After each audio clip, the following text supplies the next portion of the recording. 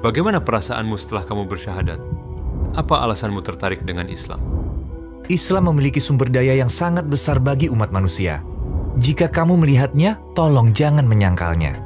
Ketika aku melihatnya, rasanya seperti ini adalah surat pribadi yang aku terima dari Tuhan. Oke, sadarlah sekarang. Siapakah Gregory Van Dam? Dan bisa ceritakan secara singkat tentang dirimu? Assalamualaikum. Aku senang sekali bisa diundang ke sini. Jadi namaku Gregory Van Dam. Aku lahir di Brussels, Belgia.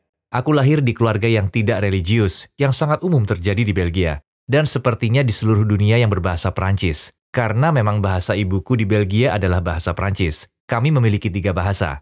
Jadi aku tumbuh besar di Belgia. Aku adalah anak Belgia pada umumnya. Aku bersekolah di sekolah asrama Katolik. Jadi meskipun keluargaku tidak religius, mereka melihat bahwa sekolah-sekolah terbaik dikelola oleh orang Katolik. Sejak aku berusia 8 tahun, aku bersekolah di sekolah asrama. Biara kuno tempat yang sangat indah, di mana seorang santo Katolik dimakamkan di sana. Jadi itulah kesimpulannya.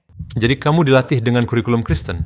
Benar, namun pada dasarnya ini adalah sekolah yang berpikiran terbuka. Kami mengikuti semua kurikulum tradisional, misalnya kami tidak pergi ke gereja setiap hari, atau bahkan aku lupa pernah berada ke gereja atau hal-hal seperti ini. Tentu saja kami memiliki waktu 2 jam seminggu. Kelas agama yang juga sangat berpikiran terbuka karena mereka tahu bahwa masyarakat Belgia adalah masyarakat yang sekuler dan mereka tidak lagi mempraktekkan agama. Jadi mereka tidak datang dan mengajar dengan cara yang mereka harapkan, seperti umat Katolik pada umumnya. Jadi jenis ajarannya sangat terbuka seperti pengajaran filosofis, etis, serta spiritual. Jadi apa yang kamu yakini pada masa-masa itu? Aku pikir aku tidak meyakini sesuatu yang melampaui kehidupan dasar manusia. Jadi kupikir aku adalah anak yang cukup materialistis. Namun menurutku kualitas terbaik dari pendidikanku adalah bahwa kami sangat berpikiran terbuka. Contohnya ibuku. Dia memiliki banyak buku di rumah tentang budaya yang berbeda. Bahkan agama yang berbeda? Ya, tapi mereka tertarik pada agama sebagai realitas budaya, sebagai realitas dalam masyarakat, bukan sebagai pusat dari segala pemikiran dan pusat spiritualitas atau filosofi, metafisika, atau bahkan sebagai pandangan dunia atau filosofi kehidupan. Rasanya lebih seperti, sangat menarik bagaimana mereka melakukannya, lucu atau indah. Tetapi kami tidak mengkhawatirkan hal ini, kami apa adanya, dan kami tidak berubah sama sekali. Bagaimana pandanganmu terhadap Islam sebelum kamu menjadi Muslim? Pertanyaan yang sangat bagus. Ada beberapa hal menarik. Ada satu anekdot yang sangat menarik. Aku ingat betul, ketika aku masih sangat kecil, mungkin berusia 6 atau 7 tahun. Saat itu kami sedang berbelanja di Brussels, sebuah kota dengan banyak toko-toko Maroko dan Turki. Keluargaku biasa pergi ke sana untuk membeli minyak zaitun, kurma, dan yang lainnya. Dan aku bersama ibuku dan nenekku. Lalu kami melewati sebuah toko. Ada gambar Ka'bah dalam bingkai yang besar. Aku benar-benar ingat. Aku melihatnya dan berkata, "Oh ibu, aku ingin ini di kamarku." Sungguh, aku ingat.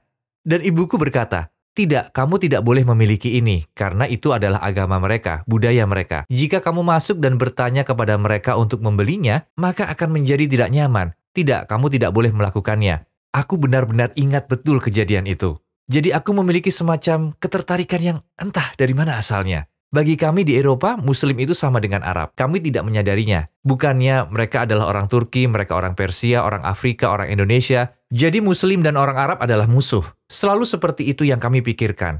Beberapa keluarga di Eropa, citra perang salib juga ada. Bukan sebagai hal yang rasis, melainkan sebagai hal yang berbau budaya. Karena kami menyukai kesatria, abad pertengahan, seperti itu. Kisah-kisah ini adalah kisah yang sangat penting bagi budaya Eropa. Tapi dalam cerita-cerita ini, orang jahatnya adalah orang Arab. Jadi seperti itu. Apa alasanmu tertarik dengan Islam? Seperti yang aku katakan, aku ingin tahu tentang budaya, tentang ide-ide. Dan di sekolahku, aku bertemu dengan seorang pria setengah Aljazair, setengah Belgia yang sepenuhnya sekuler. Sama sekali tidak mempraktekkan hal ini. Orang yang sangat baik. Aku bertemu putri mereka. Kami berteman, akrab di rumah mereka. Dan pada suatu saat aku bertanya kepada mereka, "Oh, kalian punya Al-Quran dalam bahasa Prancis? Sangat menarik bagiku. Bolehkah aku meminjamnya untuk dibaca dan mencari tahu? Karena aku belum pernah membuka Al-Quran seperti ini." Lalu, "Ya, bawalah ke rumahmu." Dan itu merupakan kejadian yang sangat mengejutkan. Ya, sejak pertama kali aku membaca kata-kata pertama, aku merasa, oke, ini sangat berarti.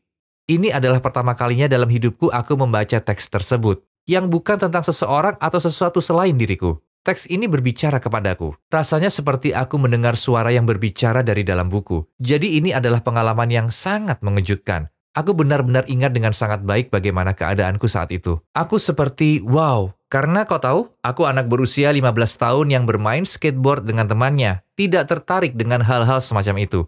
Rasanya, wow, apa yang dikatakan dalam kitab ini adalah bukti nyata. Ini seperti, oke, sadarlah sekarang. Lihatlah sekelilingmu. Tidakkah kau lihat? Dan ternyata memang benar. Begitulah caraku melihat dunia. Dan begitulah seharusnya aku melihat dunia. Dan begitulah seharusnya aku melihat diriku sebagai bagian dari dunia ini. Jadi seakan-akan kitab itu berbicara langsung kepadamu. Benar sekali. Allah berbicara langsung kepadamu. Benar sekali. Ketika aku melihatnya rasanya seperti, oke, ini adalah surat pribadi yang aku terima dari Tuhan. Kau tahu? Dan juga, oke, inilah Tuhan. Aku tidak pernah berpikir tentang Tuhan seperti itu. Jadi bagiku itu juga merupakan revolusi besar. Ini adalah pesan universal tentang kebenaran universal sebenarnya. Apa yang terjadi setelah itu? Aku membuka diri pada keluarga Aljazair yang duduk di sana. Oh, buku apa ini? Sungguh luar biasa. Aku pikir aku akan menjadi Muslim. Hanya dengan membaca Al-Quran? Ya, dan tanpa pernah mengenal seorang Muslim pun. Pada dasarnya aku sangat yakin.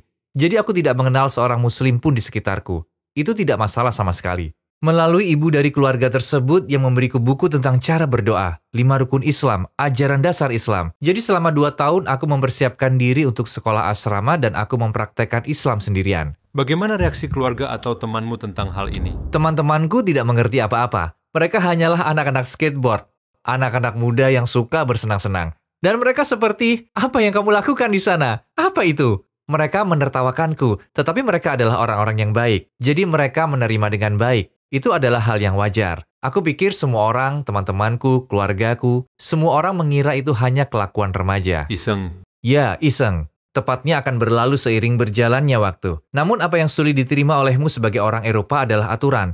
Mengapa kamu harus berhenti minum alkohol? Mengapa kamu tidak boleh makan daging babi? Itu hanya daging, apa masalahnya? Mengapa kamu harus berpuasa? Itu tidak baik untuk kesehatanmu. Bagi mereka mengikuti aturan benar-benar hal yang selalu mereka lawan dan hindari. Sungguh. Jadi mengapa anak atau saudara kita memaksakan aturan-aturan itu pada dirinya sendiri? Mereka tidak mengerti. Apakah sulit bagimu untuk salat 5 kali sehari? Atau apakah itu sulit bagimu untuk berpuasa 30 hari dalam 1 bulan? Puasa tidak menjadi masalah karena tinggal di utara. Saat pertama aku mendapat rahmat. Ramadan pertamaku di bulan November. Jadi aku berpuasa dari jam 8 pagi sampai jam 5 sore. Ramadan yang sangat mudah. Setelah itu aku merasakan Ramadan di musim panas. Berpuasa saat musim panas di utara itu selama 21 jam. Ini barulah terasa sulit. Namun pada saat itu Ramadan sama sekali bukan masalah. Tapi sholat secara konsisten tentu saja menjadi masalah. Ketika aku masih di sekolah asrama, sangat sulit mencari cara untuk sholat. Aku mencari cara untuk menutupi sholatku sepulang sekolah atau semacamnya. Itu adalah perjuangan yang paling sulit. Apakah kamu mendakwahkan pesan Islam kepada orang-orang di sekitarmu? Dan apakah ada orang yang menjadi Muslim karenamu? Sebenarnya, ya, beberapa teman. Aku tidak tahu apakah ini sebuah strategi karena secara tidak sadar. Tapi biasanya aku tidak mencoba meyakinkan orang. Aku sendiri berbicara tentang banyak hal. Aku memberikan sudut pandangku, tapi tanpa berusaha keras untuk meyakinkan mereka atau bahwa kamu harus menerima hal ini. Tidak sama sekali. Semacam percakapan. Kami berbicara seperti, oke, dari sudut pandangku aku melihat dunia seperti ini. Hasilnya luar biasa. Aku punya beberapa teman yang datang dan berkata, oke, aku mau. Aku ingin menjadi Muslim. Ayo. Apakah kamu serius? Kami tidak berusaha keras untuk melakukannya. Menurutku ini adalah cara terbaik untuk meyakinkan orang karena pikiran orang Eropa sangat enggan untuk diyakinkan. Mereka tidak mempercayai politisi, mereka tidak mempercayai media, mereka tidak mempercayai para cendekiawan di universitas, mereka tidak mempercayai siapapun. Juga tokoh-tokoh agama mereka tidak percaya. Tentu saja, ini hanyalah bagi mereka ini adalah masa lalu. Hal lain yang menarik ketika kakak perempuanku memiliki anak pertamanya. Kurasa usianya sekitar 4 atau 5 tahun. Dia mulai bertanya tentang kematian, seperti anak pada umumnya. Dan apa yang dikatakan kakakku? Pertanyaan-pertanyaan itu tanyakan saja pada pamanmu.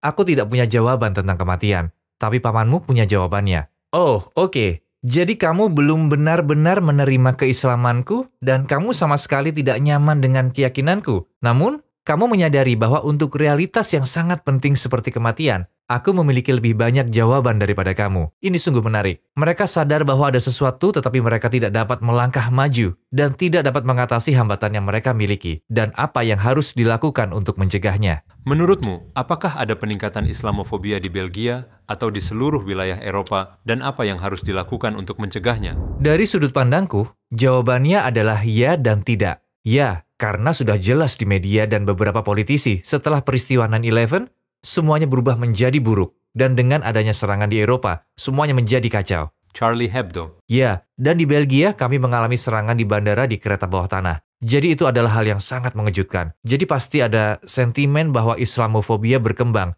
namun jelas terlihat di Belgia setelah serangan itu. Banyak orang ingin tahu tentang Islam. Itu adalah hal yang sangat baru. Mereka bertanya-tanya, ada apa dengan agama ini? Aku ingin mengerti apa intinya. Jadi mereka mulai bertanya-tanya. Sebelumnya mereka tidak bertanya, semacam Islamofobia yang tersembunyi. Dan saat ini Islamofobia muncul dengan sangat jelas. Namun bagi sebagian orang, ini adalah kesempatan untuk mengenal Islam. Apa tujuan hidupmu sebelum Islam dan apa tujuan hidupmu setelah masuk Islam?